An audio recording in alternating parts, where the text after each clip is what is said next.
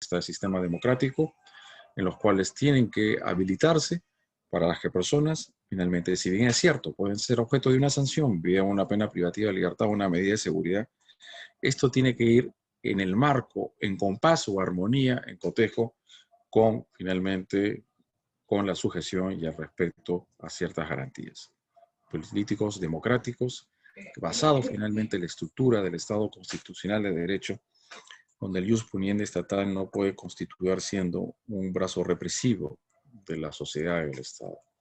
No puede constituir finalmente un acicate para callar toda protesta pública, ¿no? No estoy hablando propiamente del contexto político que vivimos en Perú. No puede tampoco significar un instrumento dirigido a proteger valores éticos sociales cuando esos valores éticos sociales no se correspondan con un determinado bien jurídico penalmente tutelado, ¿no? Como bien dice en la doctrina, existe una suerte de dialéctica irreconciliable en el derecho penal. Porque para proteger bienes jurídicos y el catálogo punitivo empieza directo cuando la vida, el cuerpo y la salud, el honor, la familia, la libertad, el patrimonio, etcétera, afectan bienes jurídicos. Dentro de ese listado de valores, dentro del principio de jerarquización que hemos hecho alusión varias veces ante esta institución tan prestigiosa como CEFOCAP, es que no todos los bienes jurídicos tienen el mismo valor.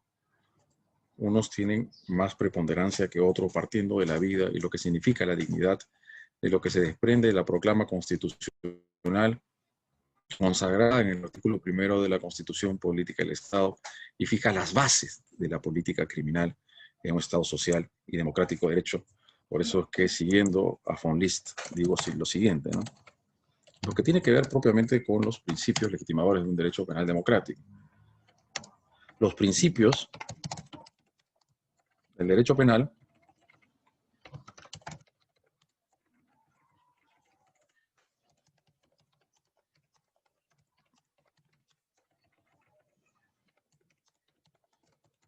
constituyen la barrera infranqueable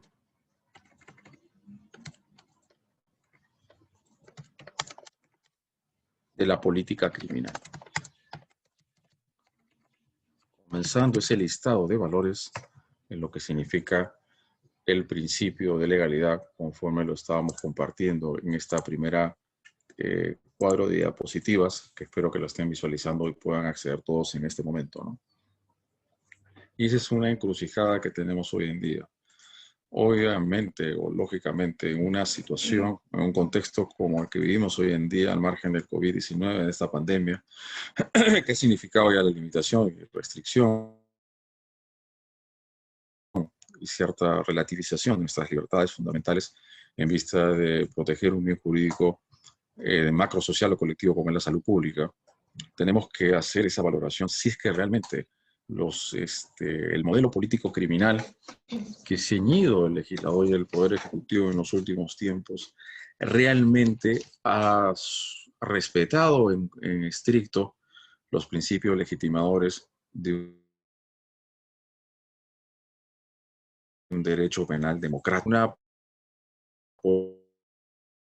política, el principio de legalidad es lo que estamos viendo acá. De hecho, el nulo crimen, nulo poena sine lege praevia, a través de sus diversas expresiones y manifestaciones, lo que es la lex estricta y la lex praevia. Significa la prohibición de analogía en derecho penal, sobre todo cuando se inmanan partes. Entonces vuelvo a reiterar que el legislador y el Poder Ejecutivo, cuando se le autoriza a legislar en materia penal, procesal, penal y ejecución penal, tiene que ceñirse en estricto, no solamente a ese principio de legalidad, que como diremos, tiene el principio de legalidad una relación importante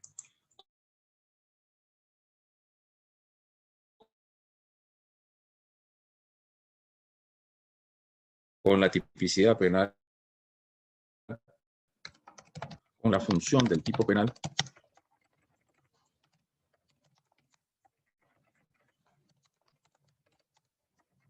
que las personas conozcan de antemano qué conductas son prohibidas o mandadas a realizar por parte del legislador y que se plasman en la ley penal, porque esa es la única forma de saber finalmente cuáles van a ser las consecuencias jurídicas de nuestros actos y de la calculabilidad y la previsibilidad de cuál va a ser la reacción por parte del Estado a través del derecho penal, la aplicación de la ley penal, obviamente sometido a una persecución penal por parte del representante del Ministerio Público, juntamente con la policía y los órganos de criminalística y el órgano jurisdiccional. Y luego veremos entonces esa diferencia muy importante en lo que es el derecho penal objetivo.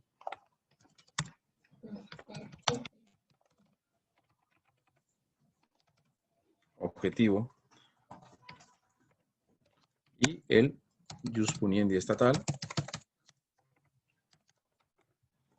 en cuanto a esa facultad que únicamente tienen los tribunales de justicia, esa potestad soberana, como bien lo decía Bustos Ramírez, un gran catedrático chileno que radicó mucho tiempo en España, es la propia autoconstatación del Estado, es la soberanía que legitima que un Estado en el marco de su territorio, y bueno, una cosa es el principio de territorialidad y de extraterritorialidad, conforme los primeros artículos del Código Penal, pueda imponer el jus puniendi estatal a todos aquellos que culpablemente han infringido una norma y que en términos de lesividad han lesionado o puesto en peligro un bien jurídico penalmente tutelado, ¿no? El nullum curumen nullum poena sine lege. Saber desde un principio cuáles son las reglas del juego. Decíamos que hay una relación muy importante entre el principio de legalidad y de función del tipo penal, porque las personas primero para poder motivarse tienen que conocer. Entonces ese grado de conocibilidad, de conocimiento, de que las leyes están vigentes a partir de su publicación en el Diario Oficial del Peruano, implica que se comunica finalmente a toda la ciudadanía, a todo el colectivo, a toda la sociedad, a partir de ahí que hay un feminicidio, que hay una mayor pena, hay otros agravantes. Más temprano también con CEFOCAP hablábamos un poco de los delitos de trata de personas y explotación sexual y que la ley 3963 ha generado incidencias y modificaciones muy importantes, incorporando una gran cantidad de tipos penales. Entonces, esa explosión normativa que se produce día a día en el quehacer de una sociedad como la nuestra, donde se cometen muchos delitos y hay varios modelos de política criminal, es la que significa siempre esa garantía de seguridad jurídica de saber de antemano todos los ciudadanos previamente qué comportamientos resultan siendo ilícitos o no ilícitos, así adoptar determinados modelos de conducta, ¿no? Que como bien se dice, los abusos, ¿no? El uso arbitrario del jus puniendi estatal, donde en esa delimitación de un Estado democrático de derecho debe ser, por una parte, a quien le corresponde definir cuál es la conducta prohibida o mandar realizar. Luego vamos a decir que hay derecho penal o tres clases de normas: normas prohibitivas, normas de mandato y normas permisivas. Luego vamos a dar su estructuración y su calificación, que en el marco de un Estado constitucional de derecho, un orden democrático de derecho, a quien le corresponde fijar y delimitar cuál es la conducta típica es solamente el legislador, que le da autorización al Poder Ejecutivo a legislar en determinadas materias de seguridad ciudadana, lo que es corrupción de funcionarios, lavado de activos, crimen organizado, ¿no? Pero eso es lo que le corresponde al legislador, y por otro lado, a quien aplica la ley, y obviamente es el órgano jurisdiccional, ya bajo los cimientos o los peldaños y la estructura programática de los principios de proporcionalidad, de justificación, de ponderación. Hay una argumentación, todas las teorías de la argumentación nos definen esto, que obviamente implica que antes de que la ley penal sea aplicada, lo ponemos así, antes de aplicar la ley,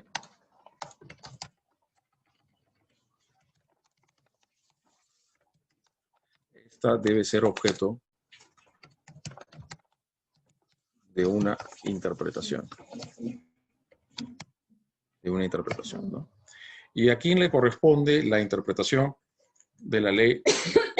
En principio, diríamos, a los órganos jurisdiccionales, pero esto no significa también que en el ámbito, sobre todo, de un sistema procesal penal acusatorio, donde el representante del Ministerio Público, el fiscal, en su función persecutora del delito, y ya cuando formula su teoría del caso, tienda también finalmente a generar criterios interpretativos propiamente que se ajusten o se amolden a los valores de un Estado constitucional de derecho. Entonces, por otro lado, esa es la función de parte del legislador, basado en el principio de legalidad, pero esa construcción de los tipos penales no puede darse de manera absoluta. De ahí que cito el expediente 00017 2011 PITC, Fiscalía de la Nación, ¿no? Y dice algo muy importante en el fundamento 4.3, Derecho Penal y Constitución. Conforme a lo expuesto, el legislador no tiene una discrecionalidad absoluta para establecer las conductas que pueden resultar punibles o los límites máximos o mínimos, tanto en la estructuración del comportamiento típico, sea por acción o por omisión, que es la norma primaria, también con respecto a la consecuencia jurídica del delito, en lo que es la pena, ¿no? En cuanto a los marcos penales mínimos o máximos que tienen que estar ahí para efectos de resguardar el principio de culpabilidad y proporcionalidad. De ahí que no estamos de acuerdo definitivamente en establecer penas como como la sanción de pena de cadena perpetua, que en principio se diría no permite esa dosificación. No todas las personas que se le atribuye a la comisión de acto luctuoso, por ejemplo, actos de corrupción de funcionarios o otros ilícitos penales afines, esta persona que lo comete como autor o partícipe es portador del mismo grado de reproche de culpabilidad. La culpabilidad, el principio de culpabilidad, que es la atribución finalmente de este hecho a una persona que lo ha cometido como autor o partícipe, es una valoración estrictamente individual, personalísima, no se extiende a otro. Esas son las bases de la imputación del derecho penal y que tienden finalmente cuoto importante en el ámbito del supraconcepto de la responsabilidad penal o la responsabilidad personal o imputación individual y que tiene incidencia y gravitancia muy importante en el ámbito de la determinación e individualización de la pena. Y debe respetar las garantías materiales previstas en la Constitución, ¿no? También hay un acuerdo plenario muy importante de la Corte Suprema sobre Derecho Penal y Constitución, sobre la interpretación que tiene que darse sobre la tercera tabulación del injusto agravado, de violencia contra el funcionario público agravado, en lo que la Constitución viene a recoger valores, derechos, en un contexto histórico determinado. Nuestras sociedades se van transformando, evolucionando en el tiempo. En estos contextos históricos sociales se van recogiendo valores y de derechos que van adquiriendo luego el rango de bienes jurídicos, que nosotros obviamente ya estamos apuntalando y ya adelantando nuestra postura de cuál es la verdadera función y la tarea indispensable que debe realizar el derecho penal en un orden democrático de derecho en cuanto a los bienes jurídicos protegidos, ¿no? Esa es la constitución de un punto de vista formal y material, que quiere decir que la interpretación de la ley penal tiene que ser producto, resultado, consecuencia precisamente de ese compendio de valores, de derechos y garantías que se comprenden en la Constitución Política del Estado. De ahí que en un orden democrático de derecho, un Estado constitucional de derecho, si bien es cierto el legislador que tipifica las conductas, si éstas resultan siendo abiertamente a los preceptos constitucionales en rigor, es por eso que precisamente se presentan demandas de inconstitucionalidad. Es una suerte de peso contra peso, donde lo que tiene que prevalecer es la norma constitucional sobre la norma infraconstitucional, dentro del poder que tienen en tales efectos el Tribunal Constitucional y el poder difuso, disculpe, en concreto, de la constitucionalidad normativa. Hay dos poderes que tiene el juez o la jueza en lo que es el control difuso de la constitucionalidad y también de lo que es el control de convencionalidad, disculpen, en la Comisión Americana de Derechos Humanos y las ejecutores en rigor que ha expedido la Corte Interamericana de Derechos Humanos, que resulta siendo jurisprudencia vinculante para los Estados miembros, ¿no? Entonces, está bien, el legislador goza cierto grado, no es absoluta. Y si en el momento define que estas conductas delictivas no corresponden finalmente con los principios legítimos de un derecho penal democrático, como la 28704, que en su momento supuso la penalización o la criminalización de las relaciones sexuales, solamente me refiero a las consentidas de personas mayores de 14 a menores de 18.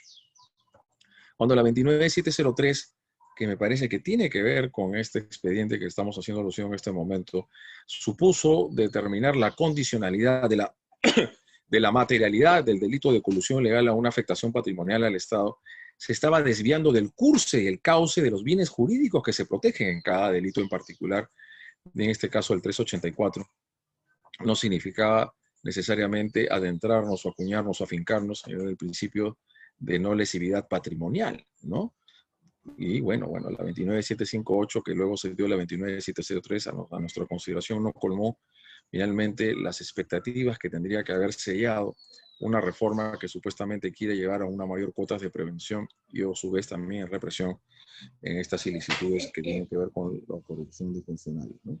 Que resultan punibles de respetar las garantías, entre ellos los principios limitadores de la potestad punitiva del Estado, que están en el título primero, que empieza con el principio de legalidad, El nulo crimen nulo puede sin lege praevia. La tipificación, solamente una persona puede ser sancionada por aquella acción o omisión que al momento de su perpetración se encuentra constitutiva o definida como tal como delito.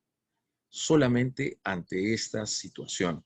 Pero una cosa es la lex scripta, no sé si propiamente, que me parece que sí lo tenemos acá, evitar la aplicación retroactiva, la lex praevia, evitar la sorpresa, pues a posteriori, no se puede definir delitos de manera ulterior, luego de la comisión del acto. Tiene que ser en su momento, tendría que haber estado legislado y regulado como delito, sea por acción o por omisión. Erradicar todo abuso, extralimitación del poder, cancelar la potestad, regla de crear delitos y penas, atribuir a un órgano representativo de la voluntad popular la facultad de decidir las restricciones de libertad necesarias para una convivencia social pacífica. Así se dice, nadie será procesado ni condenado por acto o omisión que al tiempo de su comisión no esté previamente calificado con la ley de manera expresa e inequívoca. Mandato de determinación, la lex certa, como infracción punible ni sancionada con pena no prevista en la ley.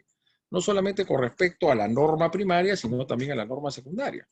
Había unos tipos penales en el caso del decreto ley 25475, que fue una acción de inconstitucionalidad, que también se dirigió a cuestionar la legitimidad constitucional de la pena de cadena perpetua, donde había, me parece, las penas máximas, pero no las penas mínimas. Como pena máxima se dice tanto, o como vamos como pena mínima. ¿Por qué es que cada tipo delictivo tiene que tener penas mínimas y máximas como consecuencia jurídica en lo que nosotros llamamos la norma secundaria? Nosotros la norma secundaria, dentro de esta estructuración del tipo penal,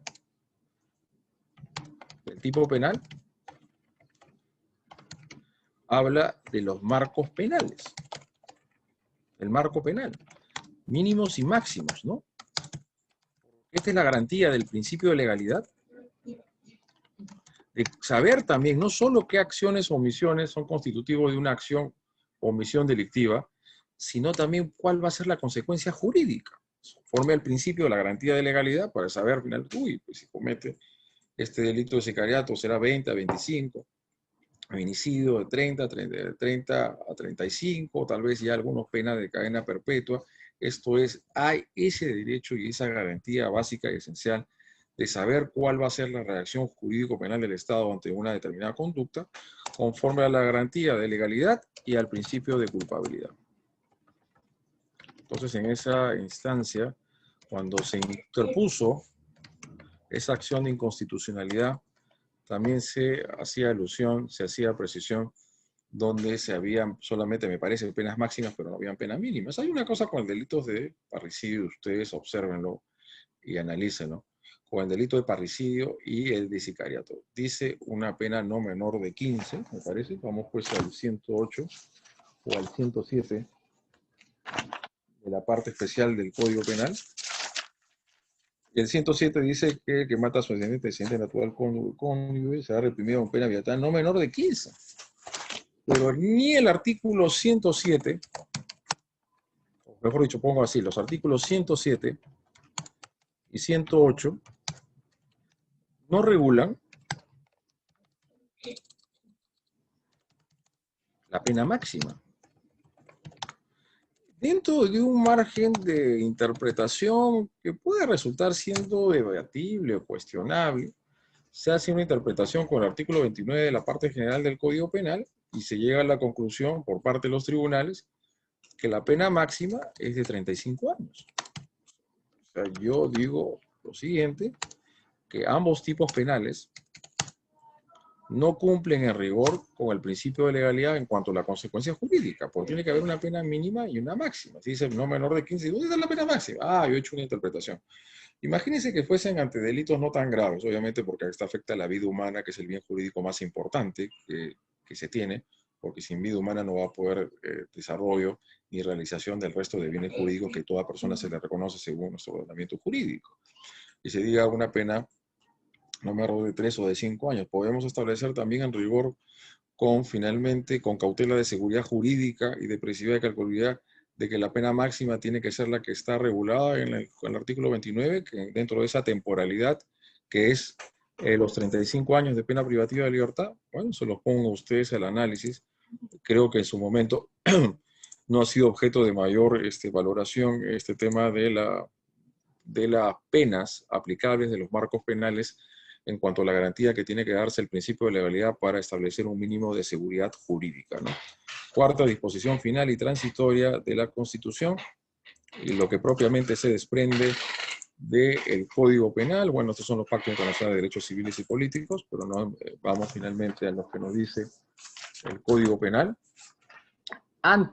Pero antes del artículo del segundo, que habla sobre el principio de legalidad, tenemos otro, finalmente, que dice, este código tiene por fin tiene por objeto la prevención de delitos y faltas como medio protector de la persona humana y de la sociedad. Y esto es algo muy importante, ¿no? En los últimos tiempos en nuestro país, y creo que en cualquier sociedad aquejada en la seguridad ciudadana, el crimen organizado, la corrupción, existe una suerte de una política criminal que entra en la disyuntiva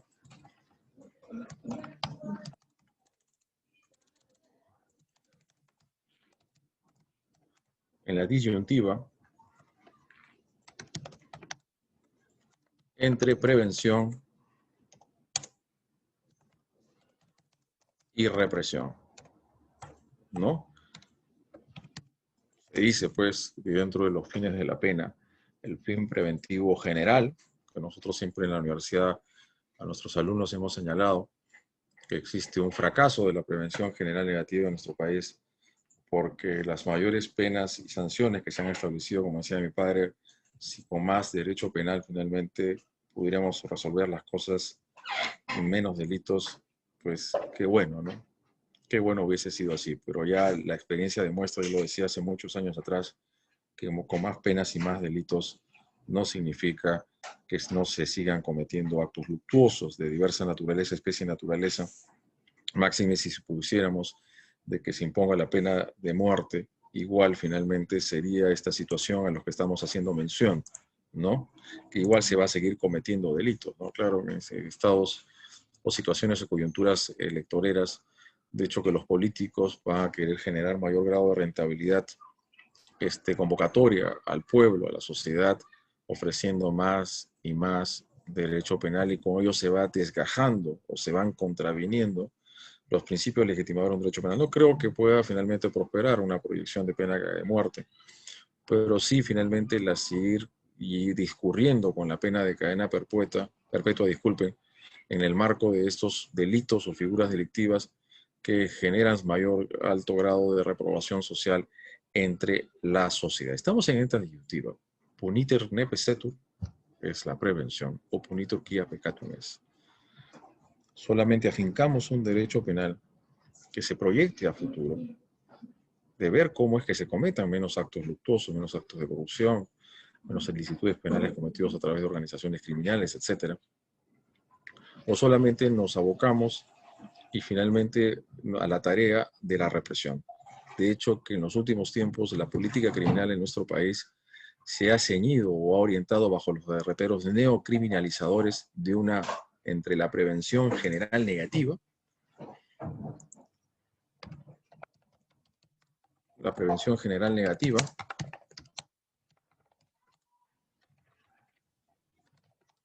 y la retribución.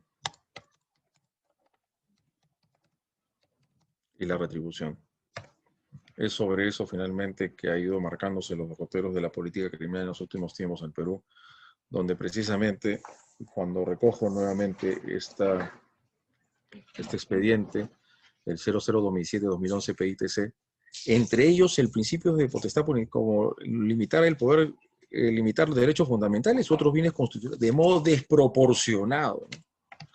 Principio de proporcionalidad, ¿no? Tenemos un delito que puede resultar siendo validero al abuso finalmente de organismos que se dedican finalmente a proteger la vida e integridad de los animales, como es el 206A, que lo que es abandono y actos de crueldad del 206A ante animales domésticos, ¿no? Las mascotas que uno tiene en casa, y pero tiene de 3 a 5, cuando producto del abandono, los actos de crueldad sobre los animalitos, tiene de 3 a 5 años, ¿no? Si nosotros vamos al artículo 111 de la parte especial del Código Penal, cuando se comete este delito de homicidio culposo, no va a llegar a la pena de 4 a 8, cuando el agente no está bajo la influencia de alcohol, sustancias psicotrópicas, o manejando, o utilizando instrumentos riesgosos. Ahí la pena será máxima de 4. También lo que decíamos con el principio de violencia contra el funcionario público en su modalidad agravada. Consideramos entonces que una de las graves falencias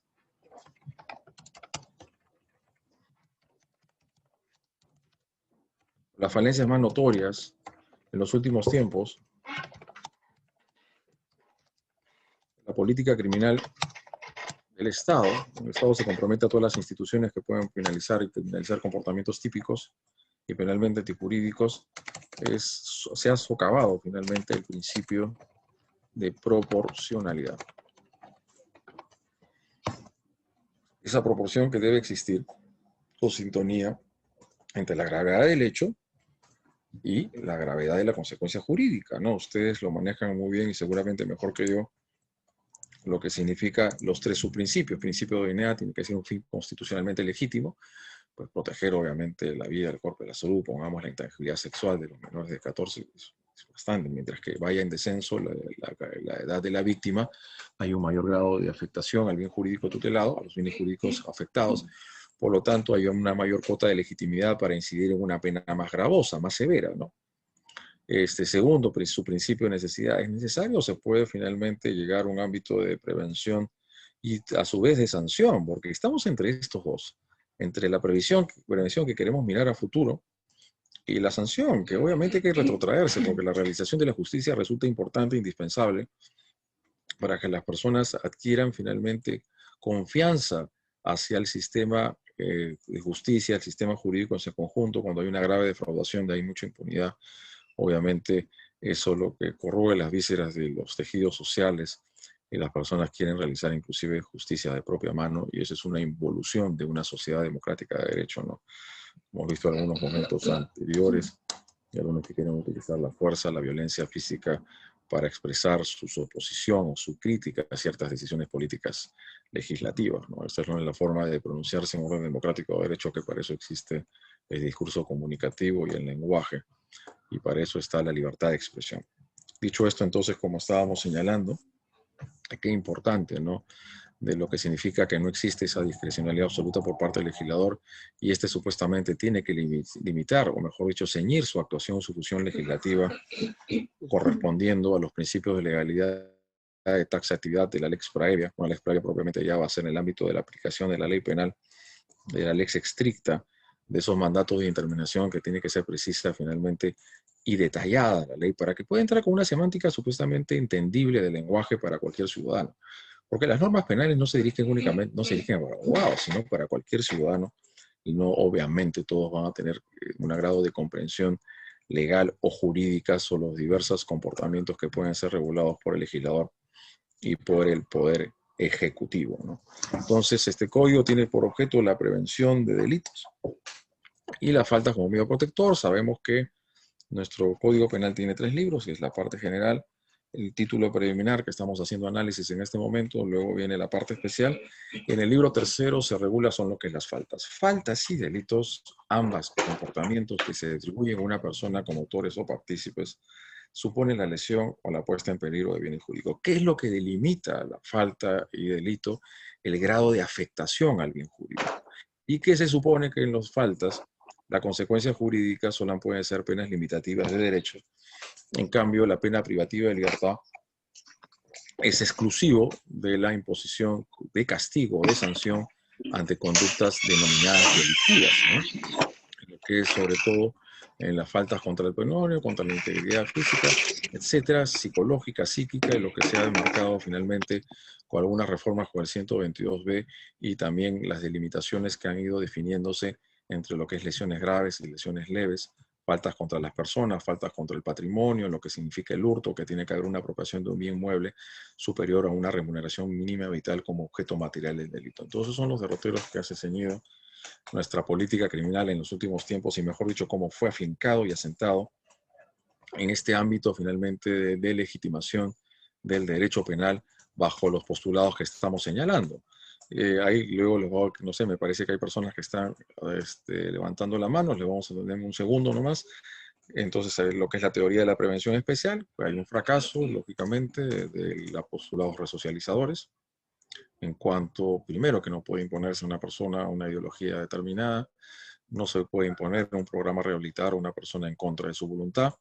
Las cárceles, los establecimientos penitenciarios no constituyen finalmente instrumentos o instituciones educativas, reformadoras, a duras penas y con el sobrehacinamiento carcelario que se ha dado cuenta mucho en este contexto del COVID-19, pone pues hace mucho tiempo y como el Tribunal Constitucional ha dicho, hay un estado de cosas inconstitucional y le ha dado un lapso no sé cuántos años al Estado peruano para que reformule todo esto y podamos tener establecimientos penales mínimamente acordes y respetuosos a la dignidad de los penados, sea como procesados, o sea, esto es como presos preventivos y sean como condenados.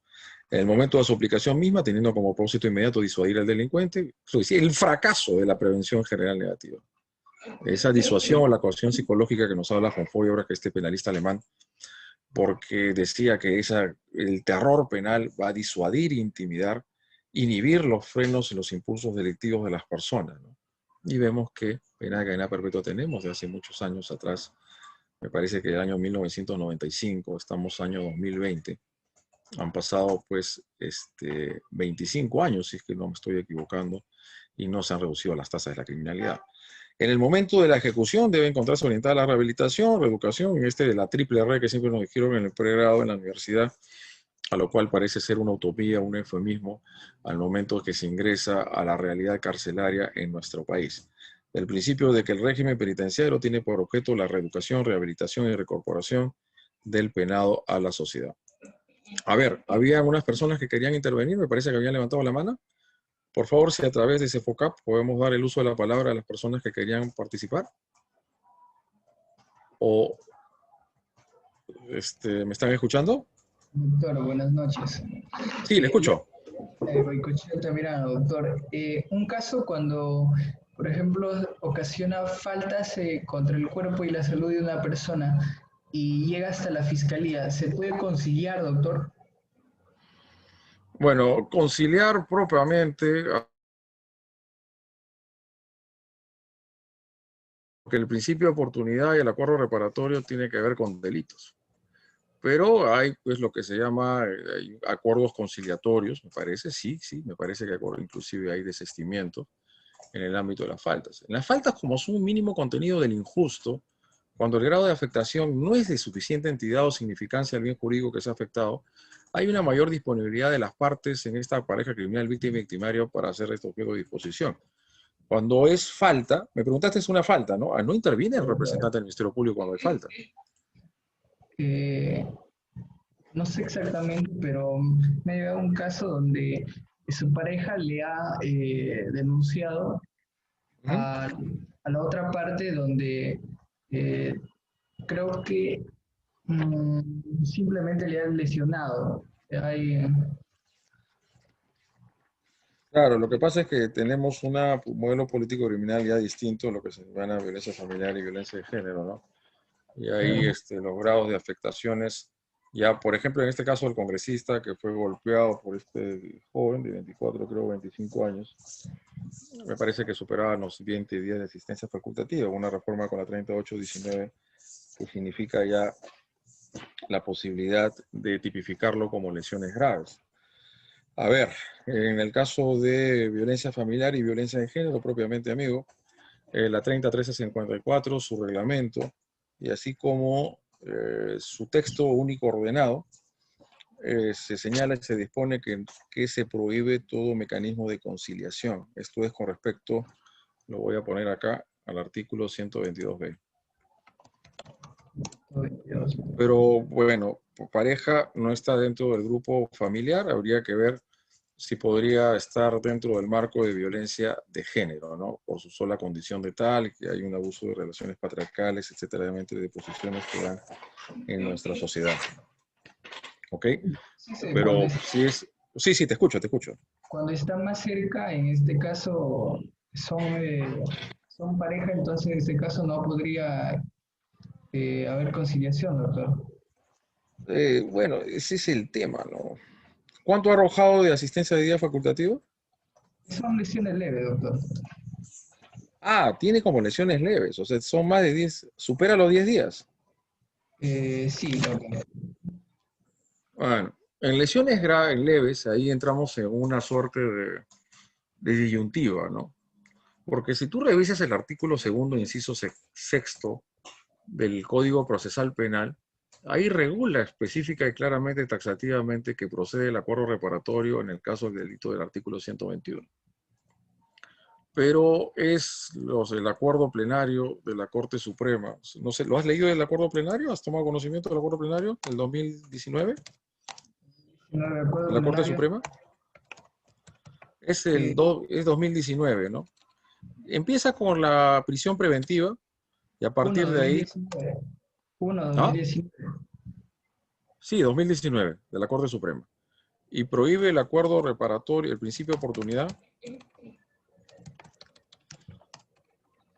Ah, ya, razón. Pero con respecto, ojo, con respecto al artículo 122b,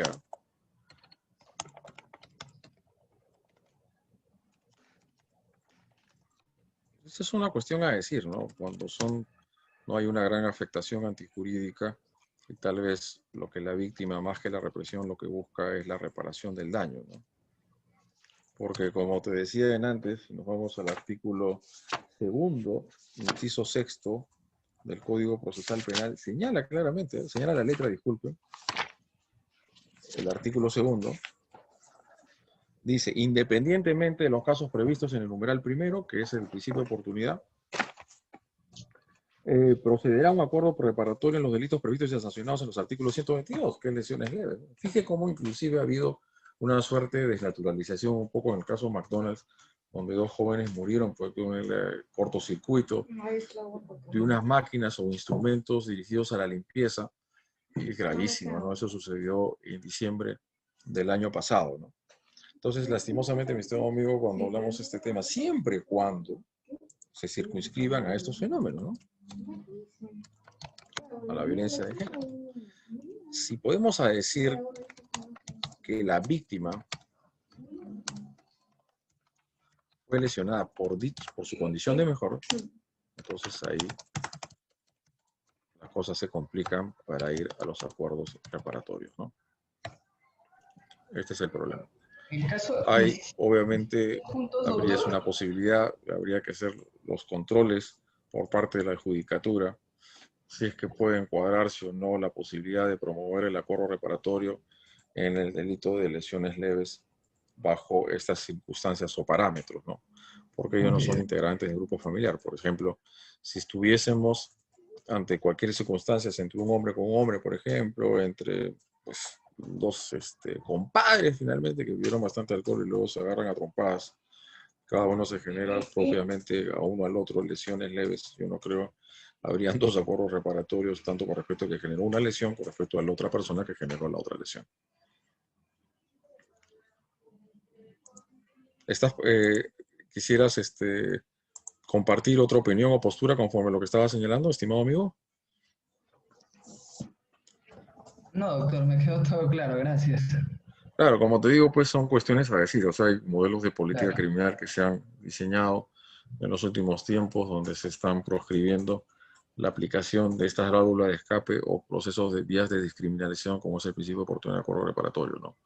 Hay que ver hasta qué punto afinarlos y cotejarlos solo y con respecto al principio de lesividad y lo que son delitos de bagatela, ¿no? Delitos de bagatela hay que priorizar fórmulas de consenso, de conciliación y de negociación entre las partes para no hacer un uso indiscriminado de la pena privativa de libertad. Y por eso que comentaba antes, y que inclusive les extendía finalmente esta suerte de, de premisa o de disyuntiva, ¿no? ¿A qué creen ustedes que se ha encantado últimamente más el legislador y el ejecutivo? ¿A una política criminal llevada a la represión o la prevención? Bueno, en todo caso, hay que hacer el análisis de manera muy rigurosa. En la medida que la intervención penal supone una restricción a los derechos fundamentales, la libertad personal, ello autoriza la intervención de la justicia constitucional a efectos de evaluar la restricción de derechos, ¿no?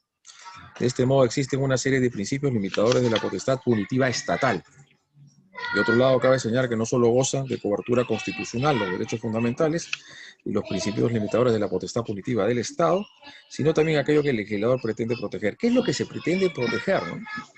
A través del derecho penal? ¿Qué son para ustedes bienes jurídicos? Y ahí nos vamos al artículo numeral cuarto, tal vez estamos un poco desordenados, pero igual tienen que tocarse los otros, el principio de lesividad.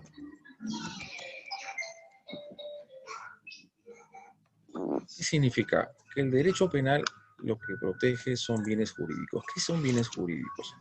Todos aquellos intereses que resultan siendo esenciales para la autorrealización de la persona humana y para posibilitar su participación en una vida social política. Esto es, en las diversas actuaciones de interrelación social que tenemos unos con otros del día del quehacer cotidiano, aún en este contexto del COVID-19, ¿no? Entonces, estos bienes jurídicos que tienen diversa naturaleza, o mejor dicho, esencia, bienes jurídicos personalísimos como la vida, el cuerpo y la salud, de cierto grado de inmaterialidad, lo que es el honor y propiamente la intimidad, que precisamente, justamente por ello, ante su no alto grado de trascendencia, de nocividad, significa que son delitos perseguibles por acción penal eh, privada y no pública, ¿no? Como es la mayoría de delitos, ¿no? Para ingresar a los bienes jurídicos de naturaleza social, macrosocial o supraindividuales, como el orden económico, financiero, monetario, lo que es la paz, la seguridad y la tranquilidad pública, ¿no? Y esta misma salud pública que trata de preservarse o priorizarse ante los derechos y las libertades fundamentales que se ven de cierta manera restringidas cuando no podemos desplazarnos hasta cierta hora del día y a ciertos lugares y no puede haber esos actos de reuniones sociales, etcétera, a efectos de evitar el contagio y la propagación del COVID-19, que ha traído consigo muchas fatalidades, muchas desgracias y la muerte de muchas personas inocentes. ¿Ok? Entonces, este es el ámbito de la intervención del ius puniendi estatal, estos son estos bienes jurídicos.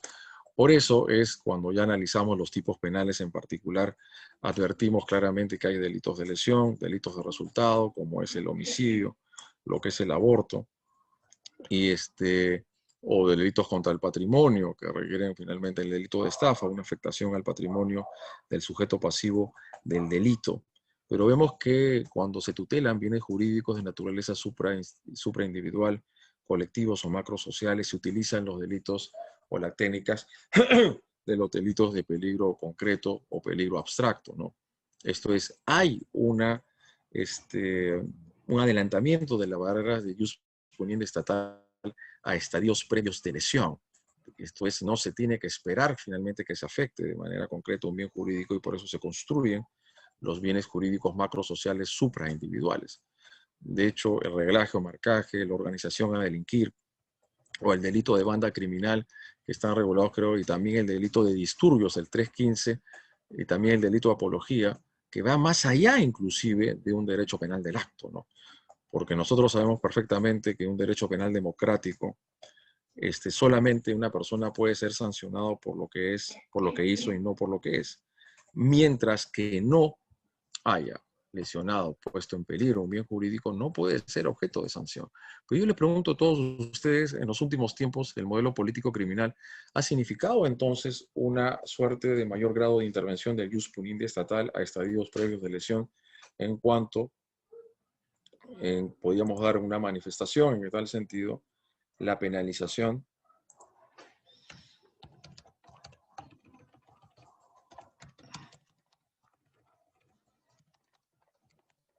de actos preparatorios. No sé si alguien quiere responder. Conforme el iter crímenes, de sus diversas etapas, ¿cuáles que son las que fundamentalmente tienen que ser punibles? La tentativa y la consumación. Luego, pues el tema de la consumación formal o material, dentro de lo que es el agotamiento del delito, y que aparecen tres tipos penales que tienen un grado de incidencia muy importante hoy en día en nuestra sociedad, lo que significa los delitos de encubrimiento, de receptación y de lavado de activos, ¿no? Y el delito de lavado de activos. Entonces, hay finalmente esa base que el principio de lesividad tiene que concatenarse con un derecho penal del acto,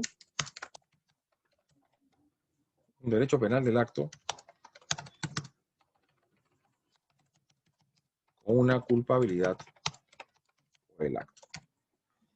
Entonces, el principio del bien jurídico importante es esa base de referencia personalísima o social o institucional, los bienes jurídicos como la administración pública y administración de justicia, ¿no?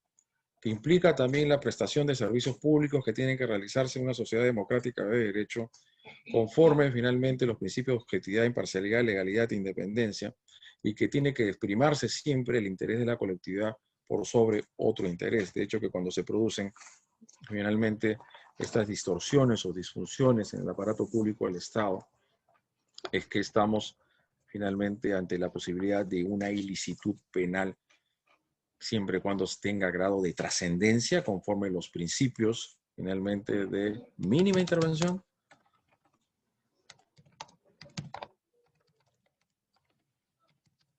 subsidiariedad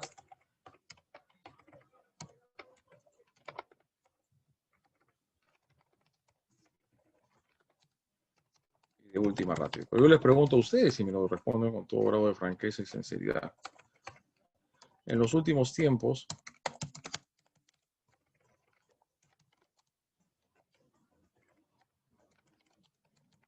conforme el modelo político criminal adoptado en nuestro país,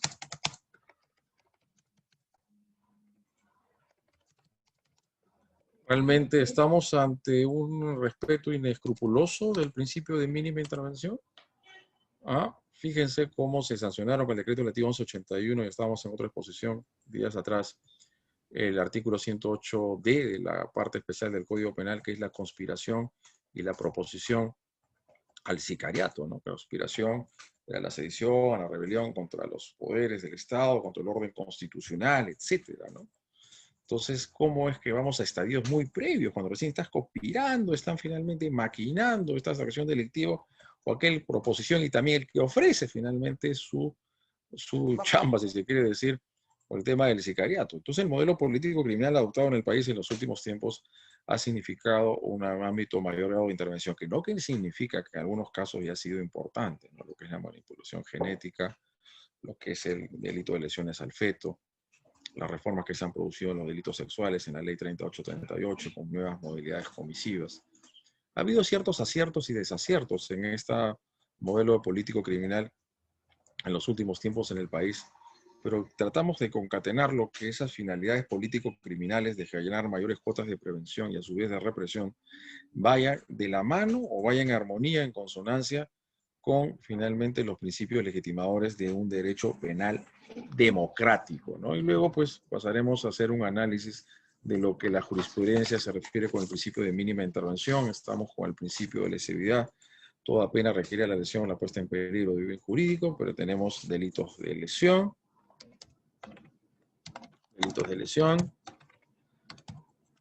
lesiones propiamente o daños.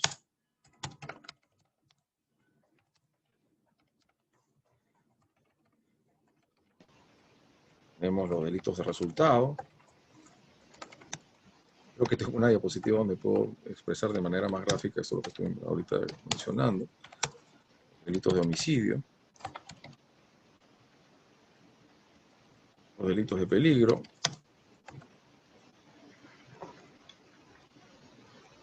Reto.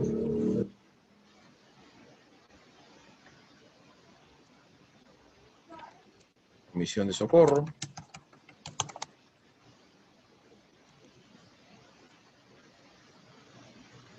Por lo que es exposición o abandono de personas en peligro.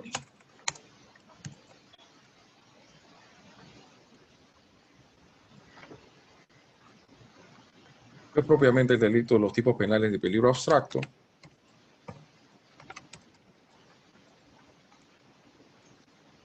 Peligro abstracto, que es la tenencia legal de armas.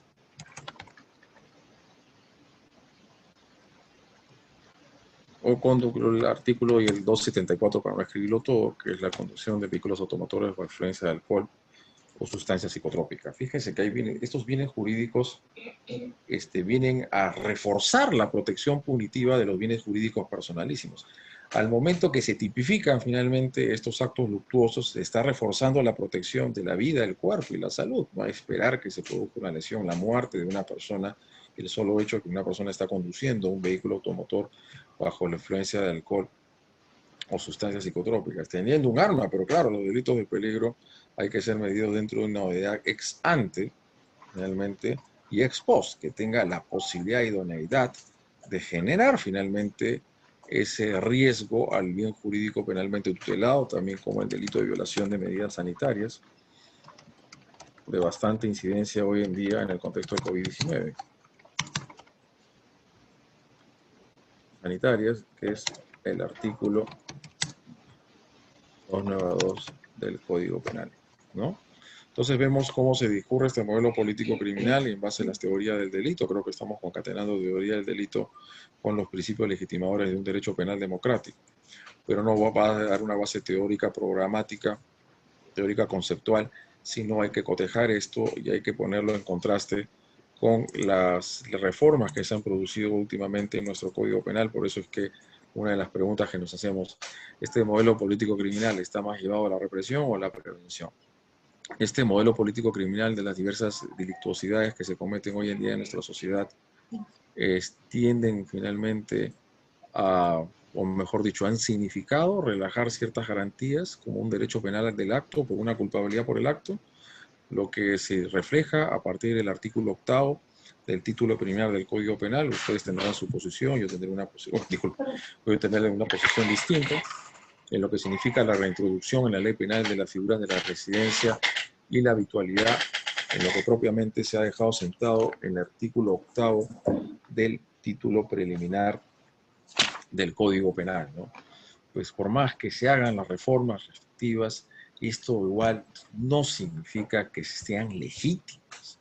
O sea, está muy bien que el Estado y la sociedad tengan todo el derecho de ver todos los mecanismos que sean necesarios, suficientes, idóneos, para generar una cuota de prevención y de protección a estos bienes jurídicos. Pero esto no puede significar desgajar, relativizar o vaciar de contenido finalmente los principios legitimadores de un derecho penal democrático, y lo que se ha ido relativizándose el principio de un derecho penal del acto por una culpabilidad por el acto, y así ya finalmente dando lectura a lo que se dice en el artículo 8, sí, 8 del Código Penal, y ustedes tendrán su propia posición o postura al respecto. La pena no puede sobrepasar la responsabilidad por el hecho. Este es un derecho penal del acto por una culpabilidad por el acto. Pero dice, esta norma no rige en el caso de reincidencia de habitualidad del agente del delito. La medida de seguridad solo puede ser ordenada por intereses públicos predominantes.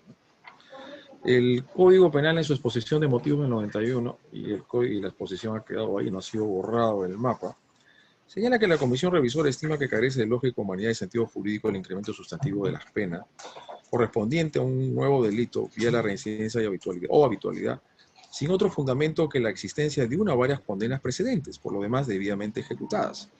Dentro de este razonamiento, castigar a una persona tomando en cuenta sus delitos anteriores, cuyas consecuencias penales ya satisfecho, conlleva una violación al principio del leve sin idem, no puede ser castigado 2 veces por un mismo hecho.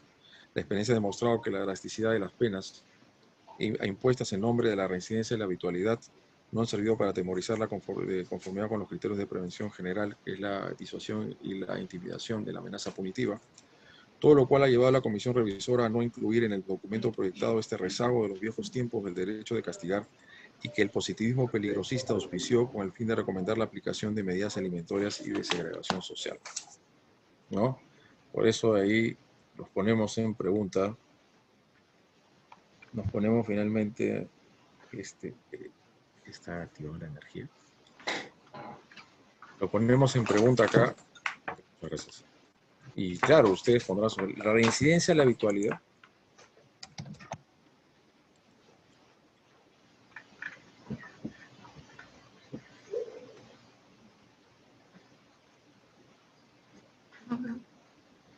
El primero, ¿no? Sí, es un redondito. ¿Está? Sí. Lo pongo acá. La reincidencia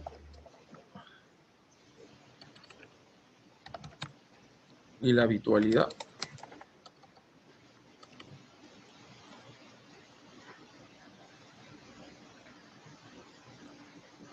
corresponden a un derecho penal del acto.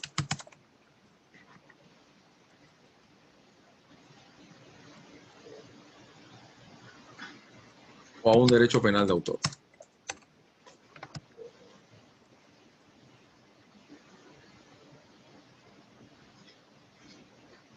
Fíjense, cuando hablamos de las penalidades, o mejor dicho, de los marcos penales, que existan penas mínimas o máximas, es la dosificación que debe finalmente valorarse al momento de la terminación e individualización de la pena.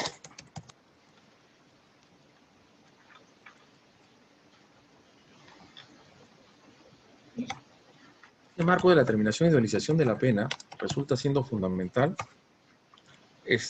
ir dosificando conforme a los principios de culpabilidad, de proporcionalidad y de lesividad, ¿no? Esto tiene que estar finalmente afinado y regulado en la consecuencia jurídica al delito que está imponiéndose como consecuencia jurídica y lo que significa la norma secundaria. No se olviden que el tipo penal tiene dos componentes.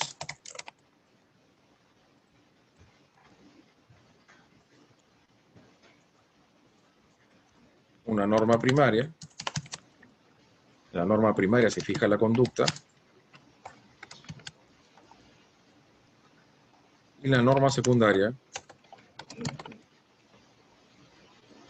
la pena, esto es la consecuencia jurídica.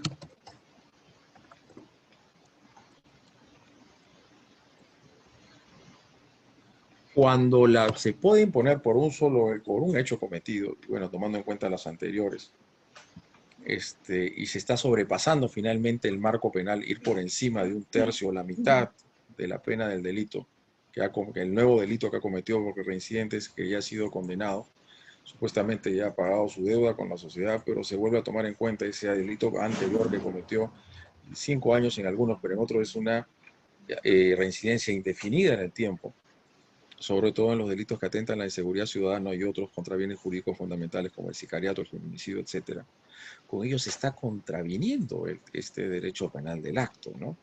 Porque las penas se refieren a tener correspondencia con la conducta o el comportamiento, sea por acción o por omisión. Ustedes, en todo caso, tomen su propia conclusión en el caso de la reincidencia y la habitualidad, si realmente se está afectando o no el derecho del principio de un derecho penal del acto por una culpabilidad por el acto, ¿no?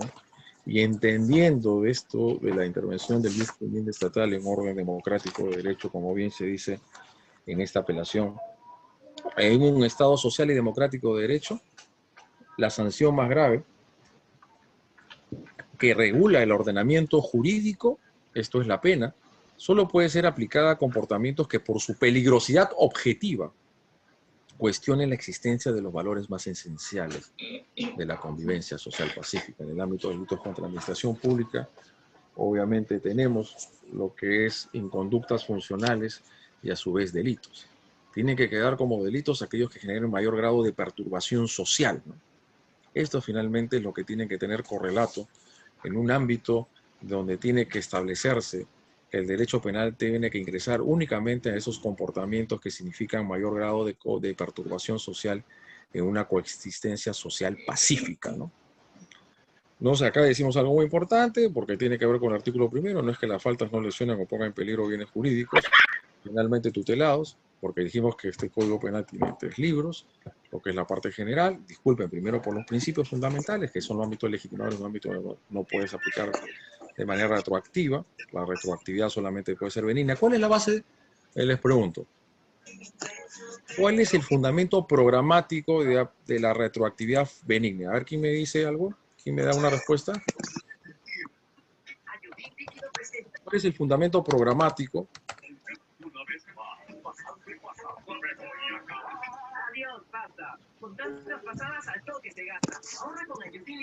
de la retroactividad benigna? Porque la irretroactividad se pone algo muy importante, ¿no?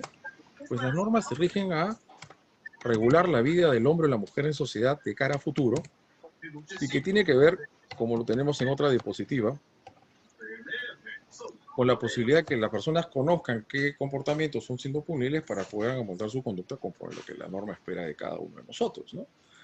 Y esto es esa calculabilidad, previsibilidad que debemos tener de cuál va a ser la reacción del Estado ante esos comportamientos que puedan ser cometidos por esta persona, por el agente del delito. Por eso nuevamente les pregunto si acá se está aplicando una sanción finalmente que no estaba prevista como tal al momento de su comisión, no tiene que ver con este tema de seguridad jurídica. ¿Cuál sería entonces el fundamento de aplicar normas penales retroactivas siempre y cuando sean benignas? Cuando esta es la única excepción que se ve, creo que en el artículo 103 de la Constitución Política del Estado. ¿Mm? ¿Cuál es el fundamento? Propiamente el programa, vemos así, el programa político criminal de mínima intervención. Esto es de reducir la manera gradual de racionalizar el uso del jus puniendi estatal, ¿no? De racionalizar el uso del jus puniendi estatal. Sabedores que su intervención significa la afectación de bienes jurídicos muy importantes del ser humano, en este caso las libertades fundamentales. El jus puniendi estatal es su grado de racionalización que tenemos que establecer y fijar en este sentido. Y de ahí creo que también tengo que dar esta excepción, esta definición conforme al listado temático que se me encomendó por parte de los organizadores de SOFOCAP. ¿Qué es el derecho penal objetivo y el subjetivo? El derecho penal objetivo, no se dice acá por si acaso, es la formulación normativa, es la expresión normativa del derecho penal.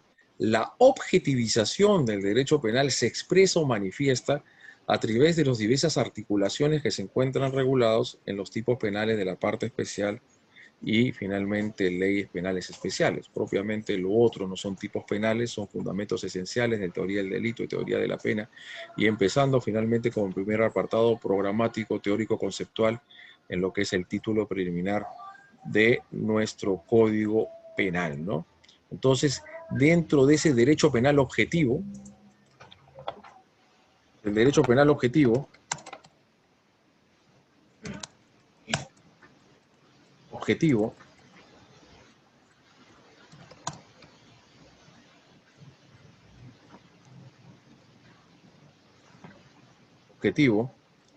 acá tenemos tres clases de normas, porque esta es la expresión normativa del derecho penal. Es a través de cómo se expresa esta política criminal a través de los diversos tipos delictivos que se encuentran regulados en la parte especial y en las leyes penales especiales. Primero entonces tenemos normas de conducta, preceptos prohibitivos, de hecho no vamos por preceptos, normas prohibitivas, prohibitivas. ¿Qué son las normas prohibitivas? Oye, tú no mates a nadie, finalmente, no te apropies de lo ajeno, no induzcas error a las personas, no afectes la integridad de los bienes, tanto de la propiedad pública y privada, a la potestad, finalmente hacer tu legítima manifestación ante ciertos actos políticos o decisiones gubernativas que tú no estás de acuerdo, pero eso no significa que no tengas que respetar finalmente los bienes de otras personas. Esto es lo que significa un Estado social y democrático de derecho, que tiene que haber finalmente un respeto entre los derechos, la realización de nuestros derechos con los derechos de otros, ¿no? Entonces las normas prohibitivas se refieren a las conductas por acción. Luego tenemos a las normas de mandato por omisión. Ay, vaya que ya la estructuración de la teoría del delito y lo que ya se ha fijado hace mucho tiempo dentro de esta evolución epistemológica de la ciencia del derecho penal, es la construcción, obviamente, de normas que van más allá de un tema causalista, fisiológico, naturalista, ¿no? En una sociedad regulada por normas, solamente puede prohibirse y por lo tanto sancionarse aquellos comportamientos que hayan infringido una norma de cuidado. Engels hace mucho tiempo, en el año 1930, y cuando vi este debate entre causalistas y finalistas, les hablaba que la imputación requería primeramente, y esto tenía que involucrarse en toda la teoría de la imputación objetiva, la infracción de una norma de cuidado. Entonces, lo que se describe a través del derecho penal son normas de conducta dirigido al deber ser y no al ser.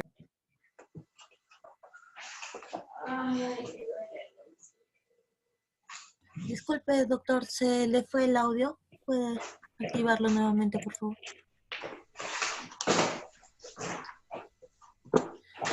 Doctor. Ya. Saca ese trapo. No, Ese trapo. es que esto. Sí, no, más allá, más Importa allá. el tablero. No, más allá.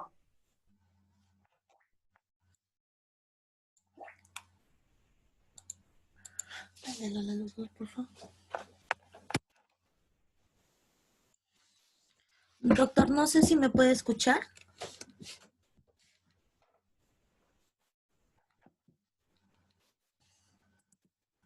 Y estaba desactivado. ¿Ahora sí? ¿Me escucha? Sí, doctor, sí, se le escucha.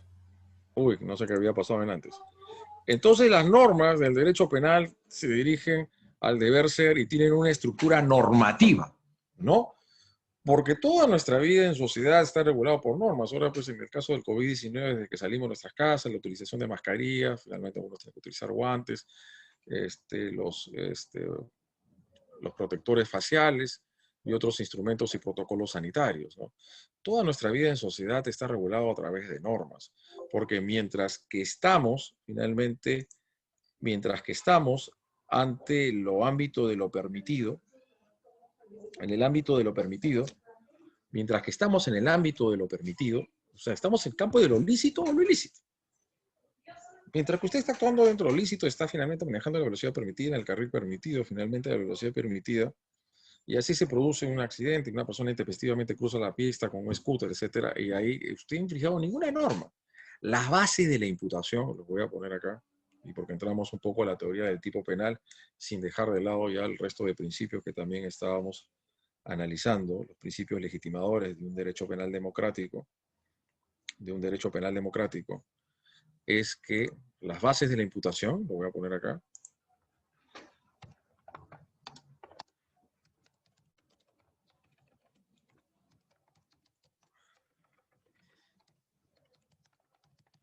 definen una conducta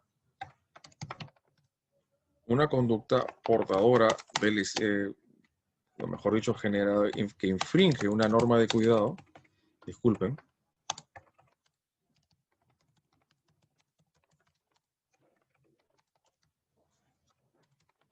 y esto a su vez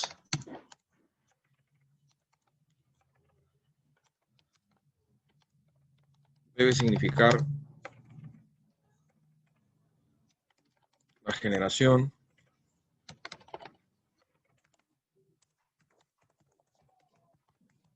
de un riesgo jurídicamente desaprobado, un riesgo no permitido. Mientras que usted esté en el ámbito de lo permitido, pues no tiene que por ser objeto de sanción. Entonces las normas tienen un fundamento normativo, ¿no? Un hacer o no hacer. En el ámbito de determinadas actividades socioeconómico-culturales, la provisión de actividades finalmente hoy en día en el contexto del COVID-19, que finalmente significan no preservar el distanciamiento social obligatorio, lo que sucedió finalmente meses atrás en este lugar, Restobar, donde murieron de manera irracional 13 personas, 12 mujeres y un varón. Y se estaba realizando una actividad clandestina ya de sí por vida. Los arrendatarios finalmente de ese local han sumido una imputación. Me parece que son presos preventivos ambos, una pareja de los quienes arrendaban el local, y vayamos a ver también las responsabilidades de las autoridades ediles y la policía que intervino de manera fallida con protocolos realmente no ajustados a la naturaleza de las cosas por el delito del homicidio doloso a título de dolo eventual.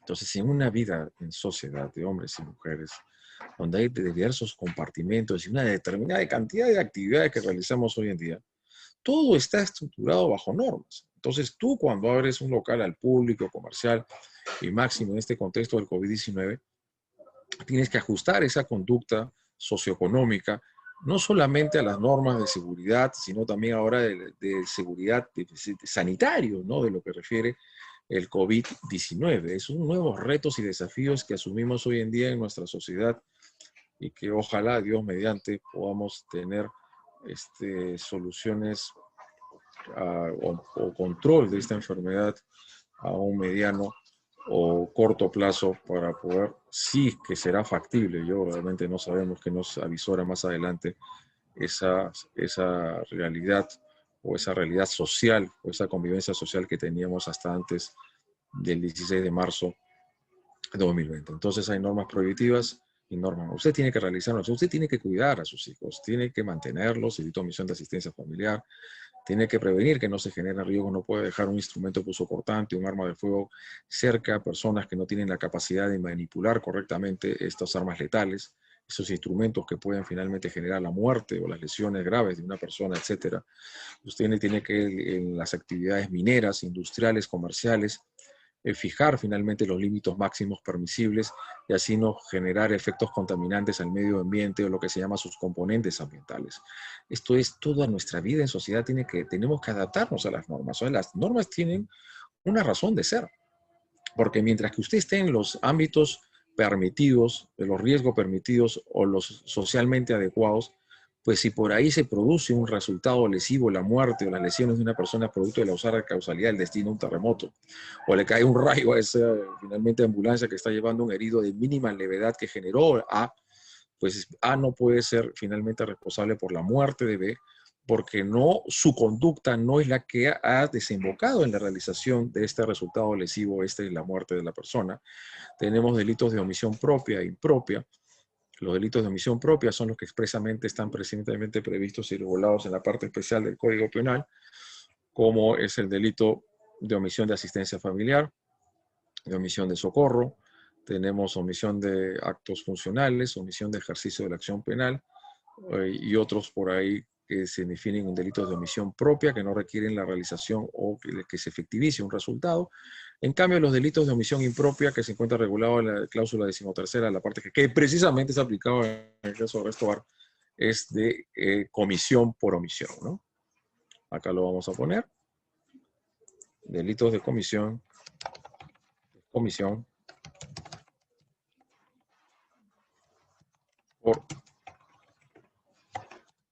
omisión. Me parece que acá hay una pregunta. En el caso de Restobar, ¿se podría aplicar imputación por delitos? Sí, propiamente es lo que se está aplicando en el caso de los cernatarios locales, omisión impropia. Esto es el equivalente de la omisión a una acción. La cláusula 13ª, de artículo 13º de la parte general dice cuando la pena, disculpe, si la omisión corresponde a la realización del tipo penal mediante una acción. En la norma prohibitiva, tú no puedes matar a nadie, no puedes estar golpeando finalmente a los funcionarios públicos, atentando contra la propiedad pública y la propiedad privada, no puedes estar estafando a la gente o apropiándote lo ajeno. Estos son preceptos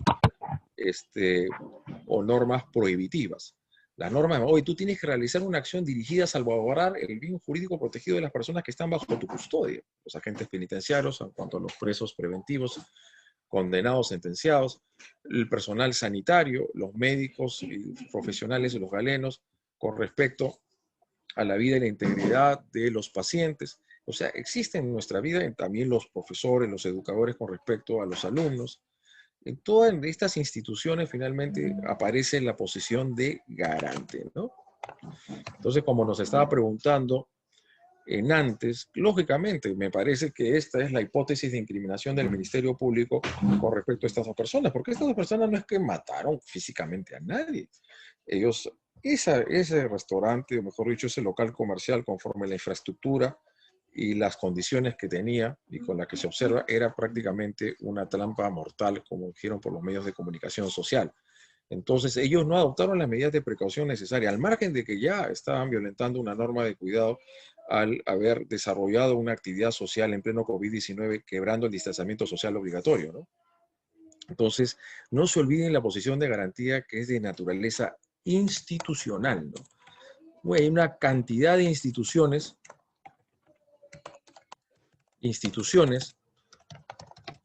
que se enmarcan y se regulan en el ordenamiento jurídico que hacen, que finalmente generan esta condición de garante. Tú tienes la obligación de procurar que no se generen riesgos para los bienes jurídicos de la persona que está sometida bajo tu custodia. Tú eres garante del enfermo que tienes a tu costado, que es tu familiar.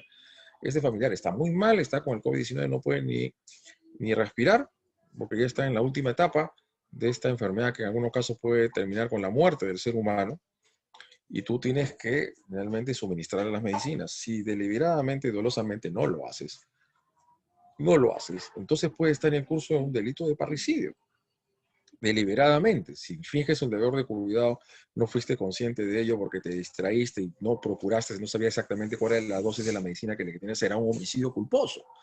O sea, los delitos no deben significar únicamente esa incidencia o esa expresión de alguien que realiza una acción y lesiona, pone un peligro a un bien jurídico, sino también puede resultar siendo no haber adoptado las medidas de precaución de necesidad suficientes, no haber proveído los instrumentos necesarios finalmente a los operarios laborales, trabajadores, los operarios, para adecuar y de realizar su función sin ningún clase de riesgo para sus bienes jurídicos fundamentales. Ahí tenemos un delito de peligro concreto del artículo 168b de la parte especial, no, disculpen, el 168a, es que son tantos articulados que tenemos y tantas reformas que se han producido en los últimos tiempos que a veces uno se marea con tanta numeración, que es el atentado contra las condiciones de seguridad y trabajo.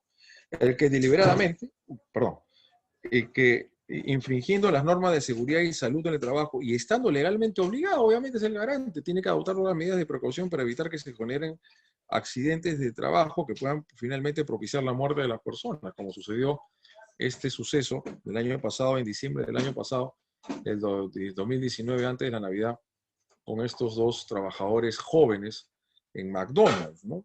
Y que se murieron electrocutados. Por no adoptar las medidas previstas en este y como consecuencia directa de dicha inobservancia, genera un riesgo jurídicamente desaprobado, ponga en peligro inminente, ya este es peligro concreto, la vida y salud e integridad física de las personas. Y como consecuencia de la observancia se produce la muerte o lesiones, hay una pena más grave. Y como se dice, sí, como consecuencia de ello, cuando dicen, no se olviden de estas cláusulas, ¿no? Sí, como consecuencia,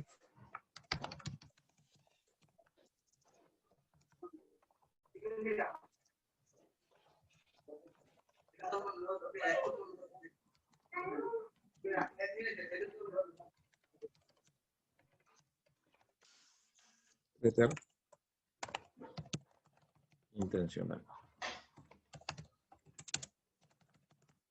Es la tentativa de un delito de dolosión por un delito culposo por eso. Lesiones graves seguidas de muerte. La consecuencia de un resultado más grave que no se tuvo la voluntad ni conciencia del riesgo no permitido, pero que era previsible, ¿no?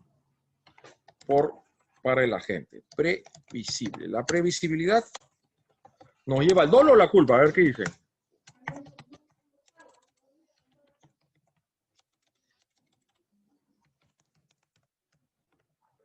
¿Dolo o culpa?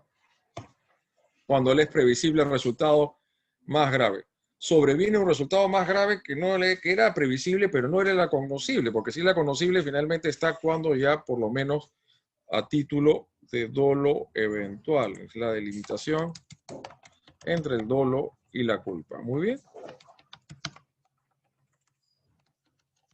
Entre dolo y culpa. Mejor ya lo cerramos de esta manera, ¿no?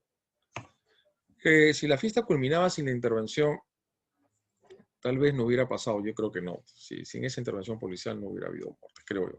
A menos que hubiera habido un incendio y no de ser un poco fatalista. Las muertes se produjeron precisamente por la mala intervención policial. ¿No cree que hay más responsabilidad de quienes hicieron? Sí hay bastante responsabilidad y no en vano hubo una contaminación o una vulneración de la cadena de custodia, ¿no? Lo que atenta la autenticidad de la evidencia. Esto es muy grave, ¿no? Porque vimos en las imágenes que no se querían ver, pero al final todo se sabe, cómo había un policía que cierra la puerta, porque supuestamente hay una evacuación. Primero las mujeres. ¿Por qué murieron las mujeres? Porque ellas las primeras que se iban a salir y ahí vienen desde atrás como una avalancha de personas y ¡blum! Finalmente se van contra ellas y las asfixian, porque un buen médico legal, que seguramente ustedes ya tendrán posibilidad de escucharlo, médico legal, Luis Alberto Pacheco de la Cruz me dijo que ellos le aplastaron el diafragma y ahí finalmente se produce la asfixia, ¿no? Inmediatamente muere la persona. De hecho que sí, hay varios factores de atribución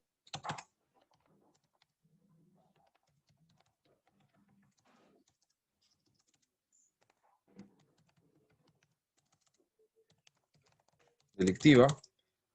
Hay que establecer en el proceso penal cuál fue el factor predominante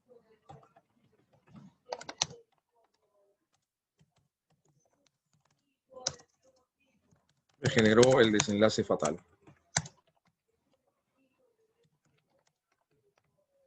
Pues la muerte de estas 13 personas.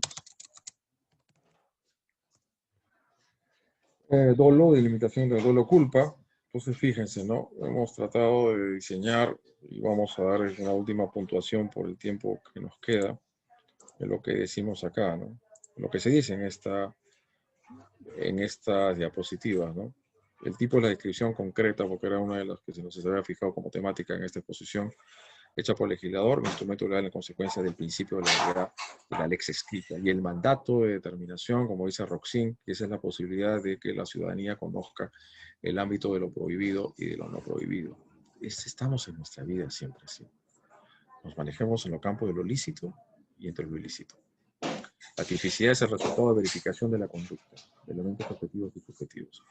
No basta la generación, la realización de un riesgo no permitido, sino que la muerte, las lesiones, sea producto de la realización de ese riesgo y no producto del azar de la causal de destino o de la intervención de otro, ¿no? Solamente le generó lesiones leves a B, B lo llevan a un hospital y lo intervienen quirúrgicamente, pero estos galenos o estos médicos no habían finalmente limpiado, purificado o realizado finalmente el proceso de limpieza a estos instrumentos quirúrgicos y se produce una infección interna, no soy propiamente médico, lo que puede generar ello, y lo tema es que esta persona se muere. Ahí se quiebra la relación de riesgo, porque no fue propiamente la acción o la conducta del primer causante lo que desembocó el resultado, sino un segundo causante. Intervino finalmente, porque tenemos que establecer que no haya finalmente conductas o factores concomitantes sobrevinientes que sean las que finalmente sean las que desencadenen el resultado lesivo, esto es la muerte de la persona. La realización y luego la imputación subjetiva, el dolo, la culpa, la pretensionalidad, no se olviden. Artículos 10 y 11, todos los delitos son punibles a título de dolo, solo en aquellos que están expresamente previstos en la ley son atribuibles a título de culpa, homicidio de lesiones, algunos delitos contra la salud pública, como la propagación de enfermedades contagiosas, algún delito también ambiental, delito o culposo, y otros más, me parece, contra el sistema crediticio. Hay varios, pero que tienen que estar expresamente previstos en la ley penal para que proceda su tipificación, por lo tanto, la sanción a esta persona. Y la preterintencionalidad, que es el delito, la tentativa de un delito doloso de lesión con concurso con un delito culposo por el resultado, que a raíz o como consecuencia de las reformas que se han producido últimamente en el país, han desgajado finalmente el principio de proporcionalidad, que significa que los delitos preterintencionales que tienen como culpa en el resultado han implicado tener una pena más grave que un delito doloso. Robo, homicidio, muerte, extorsión seguida de muerte, atentado contra la integridad sexual seguida de muerte, secuestro seguida de muerte, todos son estas puras pretensionalidades. No puede ser que estos delitos tengan pena de cadena perpetua y los otros delitos como el asesinato o el parricidio tengan una pena máxima de 35 años. ¿Ya? Pues no se olviden que el tema de la sanción, que no está definida, la pena máxima puede estar vulnerando tanto el 107 como el 108. Proceso de verificación, que no puede ser una ecuación matemática, disculpen, una operación literal, mecánica, si no tiene que referirse al principio de lesividad material, tiene que haber una interpretación material de la norma, en el sentido de verificar la lesión o la puesta en peligro de un bien jurídico, que concurran finalmente los elementos objetivos y subjetivos del tipo penal o elementos subjetivos de naturaleza trascendente para interceder ante un caso judicial, funcionario judicial o administrativo, para obtener un provecho. Yo creo, y ahí vamos terminando un poco, que la interpretación de la ley penal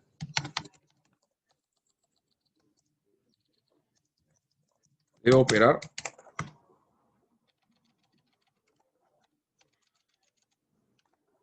conforme dos principios: de legalidad y de y del bien jurídico tutelado.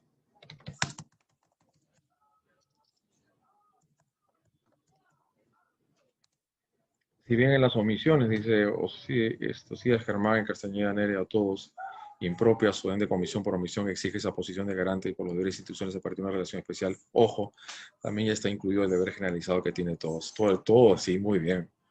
Todo ciudadano tiene el deber de no involucrarse en propiciar estados de lesión o puesta en peligro de bienes jurídicos. Y eso también tomando en cuenta lo que son las conductas neutrales, ¿no? Inicuas estereotipadas, ¿no? O socialmente adecuadas, que también se analizan en el ámbito de la imputación objetiva. Dice, no todo es competencia de todos, pero la verificación de los roles hay que no podemos esquematizarlo, formalizarlo, porque luego del rol de transportista, de taxista, de policía, tenemos el rol de ciudadano, y el rol de ciudadano significa no involucrarnos en actos de significancia delictiva. En la comisión propia también existe un deber de posición, pero es un deber generalizado, una competencia específica que se determine a través de las diversas instituciones, paterno, filial, ascendientes, también descendientes, ascendientes, lo que es el deber finalmente de procurar una subsistencia mínimamente digna, lo que significa proteger y cuidar los bienes jurídicos de las personas que están bajo nuestro guarda o tutela.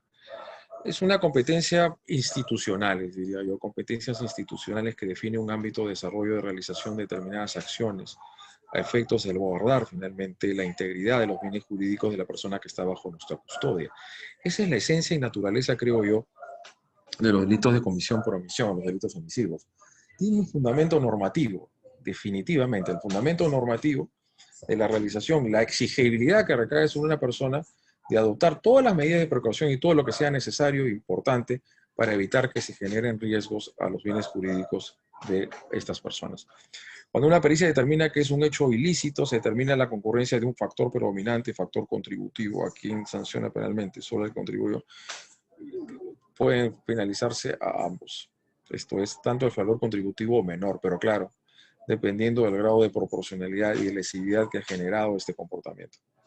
Por ejemplo, en el caso de Restobar, puede ser el factor predominante el hecho de que estas personas, estos policías, hayan cerrado la puerta de manera deliberada y hayan inviabilizado, no hayan permitido que las personas puedan evacuar del lugar. A su vez está el otro factor de quienes generaron este factor, una suerte de riesgo para esto, ¿no? Entonces, vamos a determinar diversos grados de responsabilidad por delitos de omisión. Entonces, quienes finalmente generaron una fiesta de manera clandestina y prohibida, no tenían finalmente los lugares, realmente los espacios eran muy reducidos en las salidas de emergencia, y por otro lado está el otro.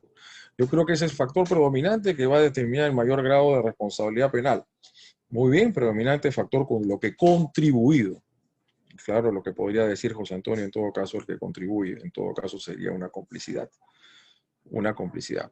Pero si el factor predominante le estamos atribuyendo a título de culpa, pongamos homicidio culposo a la policía, la contribución a un hecho culposo no es punible.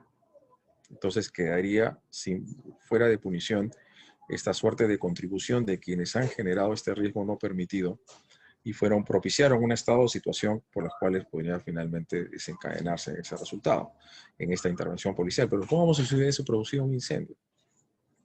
Un incendio tal como sucedió en Utopía. ¿Cuál finalmente creen ustedes que tendríamos que tener la solución en este caso? Como se dio inclusive una extradición ya voluntaria por parte de uno de los extraditales de un hecho que sucedió hace 18 años, hace mucho tiempo, ¿no? Entonces el factor predominante nos tiene que llevar finalmente a determinar la imputación objetiva en el resultado. Pero si decimos factor predominante y el otro factor contribución, la contribución finalmente tendría que ser asimilada, catalogada como una complicidad. Pero ingresamos al trompo, al círculo secante de que el acto principal es culposo y lo que está contribuyendo, el factor contributivo, finalmente ya no podría ser como complicidad, a menos que la otra postura sea que cada uno responda como autor de cada uno de sus homicidios, ¿no? Por el caso de los arrendatarios locales, se están como homicidio doloso. En el caso todavía de la policía no he todavía observado una imputación concreta y precisa con respecto a ellos. ¿Hubiese otra pregunta, por favor? Amables participantes.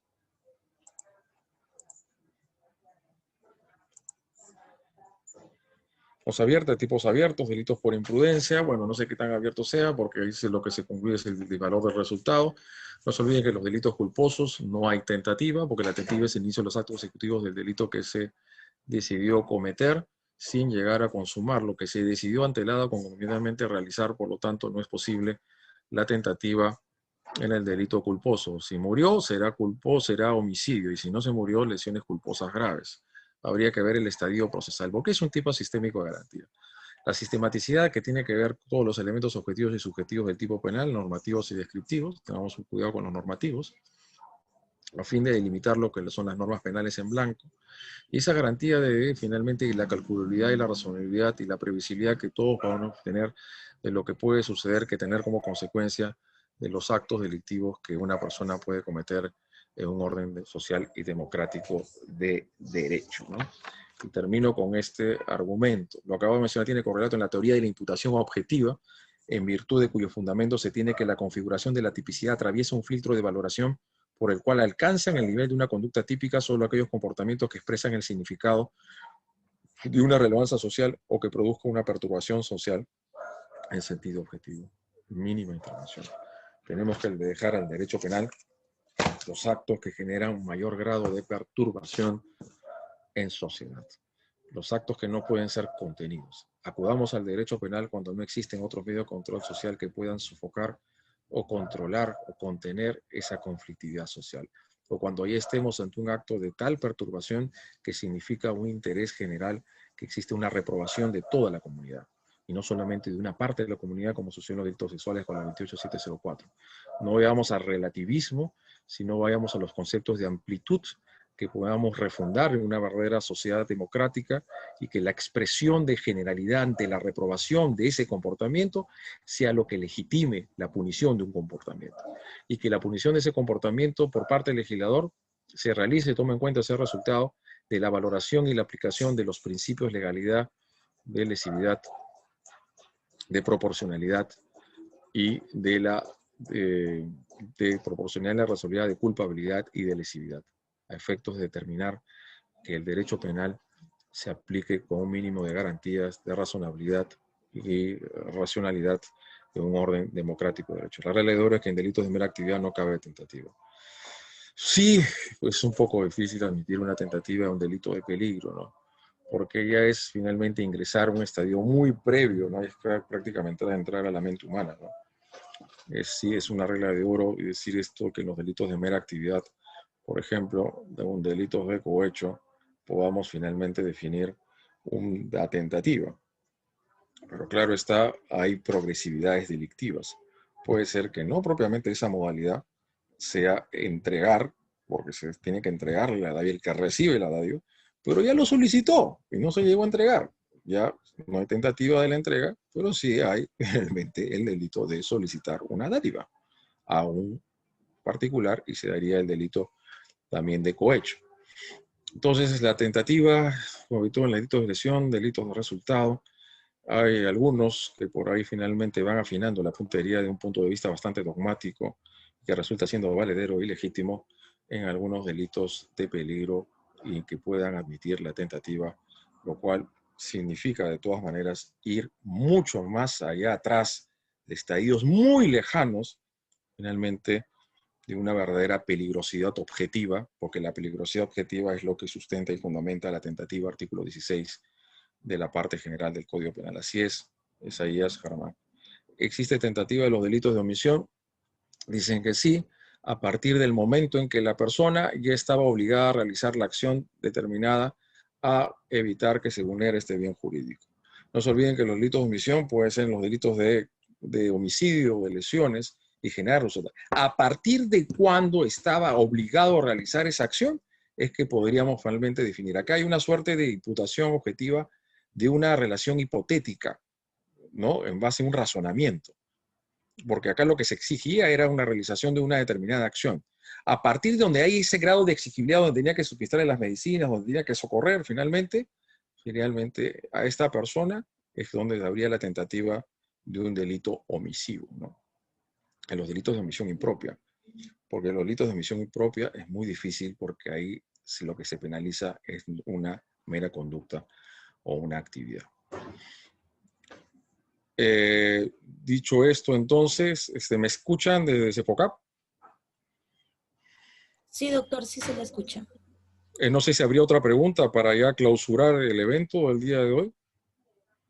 La verdad que es poco tiempo y escaso y breve para poder analizar y desarrollar todo el ámbito de los principios generales del derecho penal con lo que es la teoría del delito. En un caso de una intervención quirúrgica por un caso de apéndice, una mujer gestante de 6 meses le perforan el intestino y después de 2 días le dan de alta y le causa una infección generalizada.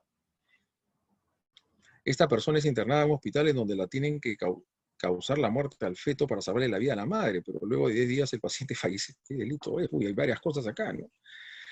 Por un caso de apéndice, una mujer gestante de 6 meses y le perforan el intestino. Yo creo que esto ha generado una norma de infracción de la Lex Artis, ¿no?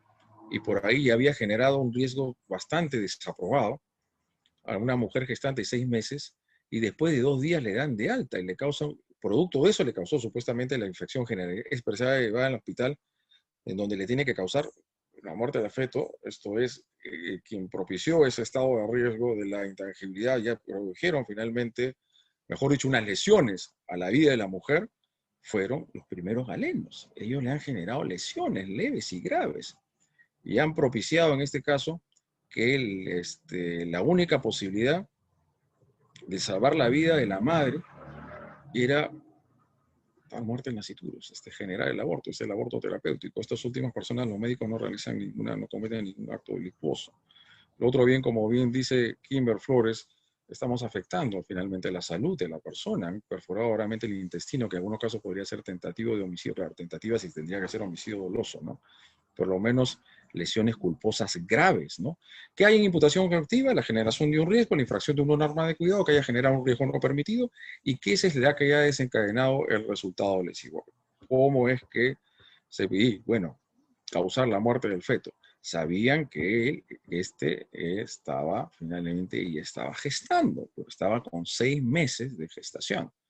Entonces, le generaron también una afectación al feto. Podría ser concurso ideal de lesiones graves, culposas con la mujer y por otro lado, lesiones al feto. Pero lastimosamente las lesiones al feto, conforme se prevé en el Código Penal, solamente se incriminan, si es que no me equivoco, las lesiones al feto dolosas y no culposas, ¿no? A ver, ¿dónde están los delitos de aborto, autoaborto, circunstancia de aborto sentimental? Las lesiones al feto, ¿dónde está? Si alguien se acuerda por ahí, por favor me dice. Daños al concebido. El caso de daños al cuerpo, aún la salud del concebido será reprimido con pena privativa de libertad, no menor de 1 ni mayor de 3. Pero esta es dolosa, ¿no? Las culposas no están finalmente previstas en las lesiones al feto. Entonces esto es lo que finalmente tenía que darse. Una pregunta: una joven va al hospital por un dolor de espalda y a salud y un médico toma la consulta y le pide que se recueste en la camilla, se baja el pantalón y la truza y procede a meterle por unos 5 minutos. ¿Qué cosa? El Ministerio Público no ha tipificado. ¿Pero qué es lo que le introduce? ¿El miembro viril o el dedo? Y un médico toma la consulta y le pide que se recueste, se baja el pantalón y la truza y procede a meterle... si no está dentro del ámbito de la exploración médica propiamente de la supuesta enfermedad que esta persona va por un dolor de espalda que ya los tiene que ver finalmente meterle el dedo. Eso no está dentro del ámbito de la intervención de la Lex Artis o la intervención médica o galena. Por lo tanto, será el delito de violación sexual del artículo 170. Porque el ingreso de un miembro viril, otras partes del cuerpo, otros objetos, ahora se encuentra de objeto de regulación en el artículo 170 de la parte especial del Código Penal, luego de la modificatoria de la Ley 28251 del año 2004. No es actos contra el pudor, sino es violación sexual, conforme a los términos normativos del artículo 170 de la parte especial del Código Penal. No es actos contra el pudor, porque ya la modificatoria de hace ya más de 16 años fue clarísima que puede ser otras partes del cuerpo u otros objetos. Dicho esto, me encantaría seguir finalmente la exposición, pero lastimosamente hay cuestiones personales que tengo que realizar en estos momentos. Nos quedan pocas horas dentro de este ámbito de toque que queda. Ha sido un agrado, finalmente un placer haber estado con ustedes. Gracias siempre a CEFOCAP. Espero tener la oportunidad de seguir desarrollando estos principios y la moderna teoría de la imputación objetiva y que pueda propiciar un mayor grado de debate y discusión con ustedes en las próximas sesiones que tendremos con ustedes. Dios los bendiga, cuídense mucho y que tengan un bonito fin de semana. Hasta luego. Gracias, doctor. Hasta luego. Gracias, hasta luego. Cuídense mucho. Gracias, doctor. Gracias, cuídense Gracias, mucho. Hasta doctor. luego. Un fuerte abrazo. Gracias.